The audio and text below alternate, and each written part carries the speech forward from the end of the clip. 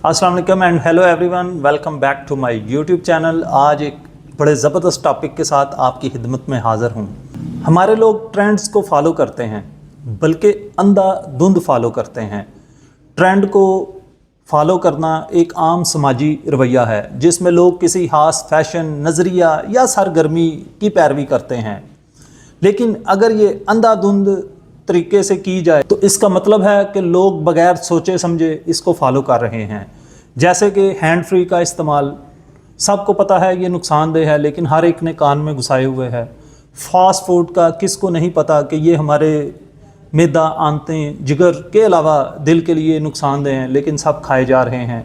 Cold drink की बात आप कर लें, पेप्सी कोला को तो आप छोड़ दें, एनर्जी ड्रिंक्स, स्टिंग्स और पता नहीं क्या क्या रेड बुल के नाम से, किसको नहीं पता कि ये केमिकल हैं, लेकिन लोग एक दूसरे को देखा देखी पिए जा रहे हैं। कपड़ों की बातें कर लें, जूतों की बात कर लें, आप टिकटॉक को, आप रील्स को, इवन यूट्यूब शॉर्ट्स को देख लें, तो लोग बस एक ट्रेंड को फॉलो किए जा रहे हैं। इसी तरह हमारे माशरे में एक ट्रेंड जो है वो कॉटन बड्स के साथ अपने कान की सफाई का ट्रेंड बन चुका है। आप आज से 20 से 30 साल पीछे चले जाएं तो किसी को इस कॉटन बड के बारे में मालूमात भी ना होगी, और हमारे लोग अंधाधुंध रोज़ इसको कानों में घुसाए होते हैं और इससे कानों की मैल को साफ़ करने की कोशिश कर रहे होते हैं, ये सोच कर कि इससे हमारे कानों की सफाई हो रही है।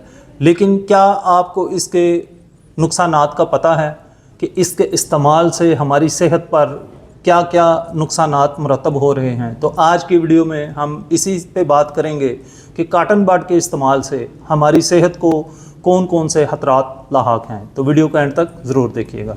कॉटन बड के इस्तेमाल के पीछे छुपे खतरात को समझने से पहले हम ये समझ लेते हैं कि कानों में जो मैल होती है ये बेसिकली क्या है। हमारे कान के अंदर ग्लैंड्स होते हैं जिनको हम कदूत कहते हैं, और ये एक वैक्सी आयल, एक चिकनाई जो है वो हमारे कान के अंदर बनाते हैं। अब इसका फ़ायदा क्या है इस वैक्सी आयल का या इस चिकनाई का? ये हमारे कान के अंदर जाने वाले जितने जो छोटे जरासीम होते हैं, जो बैक्टीरियाज वगैरह होते हैं, या जितनी जो डस्ट है, धूल है, उसको, या छोटी मोटी जो चीज़ें हैं उनको कानों के अंदर जाने से ये बचाते हैं। दूसरा इसका फ़ायदा ये है कि अगर नहाते हुए किसी भी वजह से पानी हमारे कान के अंदर चला जाए तो वो पानी वहाँ पे कान की नरम जिल्द को वो ख़राब कर देता है। तो ये जो वैक्सी आयल है जिसको हम मैल कहते हैं, ये बेसिकली हमारे कान को डैमेज होने से बचाती है। अब हमारे लोग क्या करते हैं, हमारे लोग कॉटन बड के साथ वो जो वैक्सी आयल है जिसको हम आम ज़बान में कानों की मैल कहते हैं, तो वो उसको निकालने के लिए अंधाधुंध जो है वो इसका इस्तेमाल करते हैं। अब आप जैसे ही कॉटन बड को अपने कान के अंदर घुसाते हैं तो होता क्या है कि इसके कान के अंदर घुसाने से जितनी भी वो जो मैल है, वो जो चिकनाई है, जो जिसको मैं वैक्सी आयल कह रहा हूँ, वो कान के अंदर हम धकेल देते हैं। वो कान के अंदर मज़ीद अंदर चला जाता है और उससे हमारे कान बंद होने का ख़तरा होता है।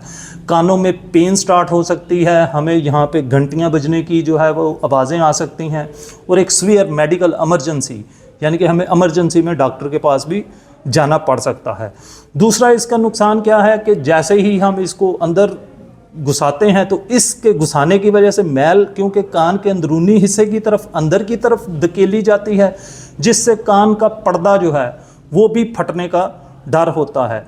तीसरा इसका नुकसान क्या है कि जब हम इसको अपने कान के अंदर घुसाते हैं और इसको घुमाते हैं तो इसके घुमाने से कान के अंदर की जो जिल्द है वो इंतहाई नरम होती है, तो उस पर रगड़ से वहाँ पर जो है वो खराशें आ जाती हैं। जब वो वहाँ पे खराशें आ जाती हैं तो इन्फेक्शन होने का चांस बहुत ज़्यादा बढ़ जाता है। अच्छा, अब ये हम समझ लेते हैं जो कानों की सफाई है ये एक नेचुरल क्लीनिंग प्रोसेस है। कान अपनी सफाई खुद करता है। कुछ टाइम के बाद जो कान के अंदर ये जो वैक्सी आयल है जिसको हम मैल कहते हैं, इसने क्योंकि सारी जो बाहर से आने वाली डस्ट होती है, बैक्टीरियाज होते हैं, जरासीम होते हैं, या जो डेड सेल्स होते हैं, जो हमारी अपनी ही जिल्द टूटती है और वो जो उसके सेल्स होते हैं, उन सब को ये अपने पास पकड़ के रखती है और कान के अंदर नहीं जाने देती, और कान खुद बहुत कुछ टाइम के बाद मैल को बाहर की तरफ निकाल देता है, और हमें किसी भी ये कॉटन बड की चाबियों की सुइयां अंदर कान में घुसा कर इसको निकालने की ज़रूरत नहीं होती। हाँ, अगर आप अपने कान को साफ़ करना चाहते हैं तो इस कॉटन बड का इस्तेमाल हरगिज़ ना कीजिए। आप एक कोई कपड़ा ले लें, कोई कॉटन का कपड़ा ले लें या कोई भी नरम सा कपड़ा ले लें, उसको अपनी ये जो छोटी फिंगर है, छोटी फिंगर पे यूं चढ़ाकर तो आप उसके साथ अपने कान के बरूनी हिस्सा को अच्छे तरीके से आप साफ़ कर लीजिए, यूं इस तरीके से। अगर आपको कॉटन बड के इस्तेमाल की आदत पड़ चुकी हुई है और आप इसके बगैर बिल्कुल नहीं रह सकते, आपको इरिटेशन होती है, तो फिर आप इसको महीना में एक आध बार या 2 हफ्ते के बाद एक बार आप इस्तेमाल कर सकते हैं। और वो भी किस वक्त, जिस वक्त आप नहाएं और नहाने के फौरी बाद उस वक्त आप इसको इस्तेमाल कर सकते हैं, उसकी गुंजाइश है। क्योंकि जब आप नहा कर निकलते हैं तो उस वक्त जितनी भी जो कान के अंदर वैक्स है, जो मैल है, वो नरम हो जाती है और उस वक्त फौरी अगर आप कॉटन बड का इस्तेमाल कर लें तो वो मैल नरम होती है और वो उसके साथ चिपक कर थोड़ी सी बाहर आ जाती है।